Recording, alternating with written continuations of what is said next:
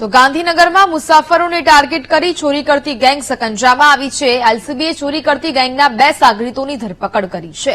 50,000ના સોનાના દાગીના અને 1 લાખ રોકડાનો મુદ્દામાલ જપ્ત કરવામાં આવ્યો છે। આરોપીઓ મુસાફરોને રિક્ષામાં બેસાડીને ચોરીને અંજામ આપતા હતા। આરોપીઓએ કલોલથી મુસાફરને રિક્ષામાં બેસાડી ચોરી કરી હતી।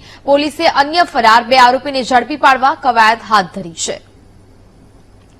સંવાદદાતા મેહુલ દેસાઈ ફોનલાઈન પર જોડાયા છે। મેહુલ, ગાંધીનગરમાં મુસાફરોને ટાર્ગેટ કરતી ચોરી કરતી ગેંગ હવે સકંજામાં આવી છે, શું વિગતો? બિલકુલથી વાત કરવામાં આવે તો 2 આરોપીઓની ગાંધીનગર LCB 1 દ્વારા જે છે તે ધરપકડ કરવામાં આવી છે। આ બંને આરોપીઓ તેના અન્ય 2 ફરાર નાગરિકો છે તેની સાથે મળી રિક્ષામાં જે મુસાફરી કરતા મુસાફરો છે તેમની નજર ચૂકવી જે છે ચોરીને અંજામ આપતા હતા।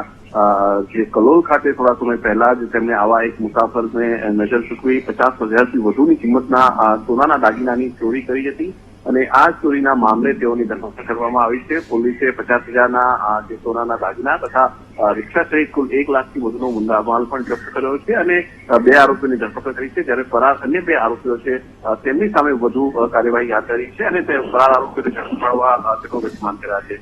મહત્વનું છે કે રિક્ષામાં ચોરી કરવાના અનેક બનાવોની વચ્ચે આ ગેંગ જે છે તે ગાંધીનગર એલસીબીએ ઝડપી પાડી છે। બિલકુલ મેહુલ, જાણકારી બદલ આભાર।